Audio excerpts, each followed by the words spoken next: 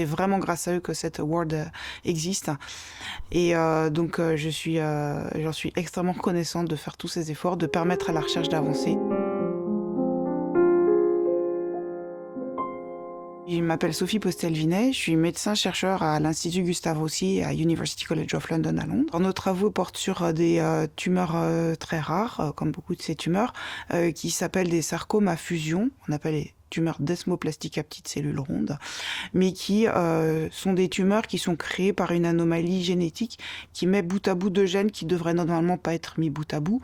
Et ça va complètement reprogrammer la cellule en cellule cancéreuse.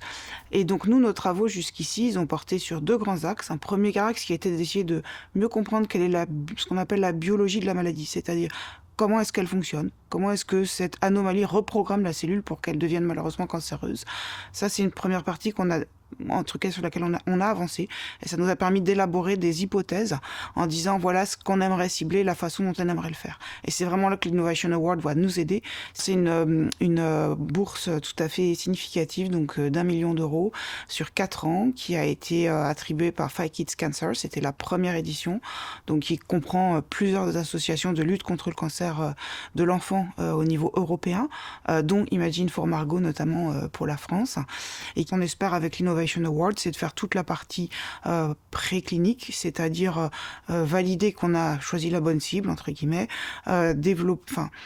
l'étudier dans des modèles précliniques, donc la souris, les cellules, etc., la valider sur échantillon de patients, et puis après, tout ce qui sera de passer en phase clinique, ça c'était plus la casquette chercheur, qui est plus la casquette médecin, c'est d'écrire les protocoles, de produire le médicament d'une façon à ce qu'il puisse être administré à des patients, ce qui est très différent des cellules ou des souris.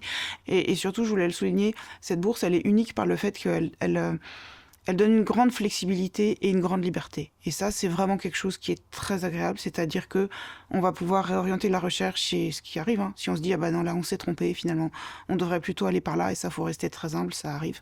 C'est vraiment grâce à eux que cet award existe.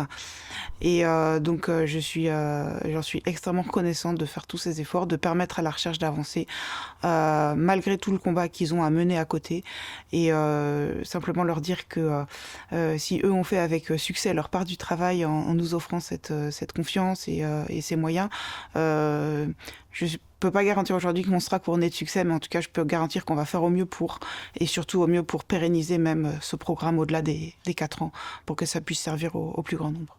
Go, fight and win!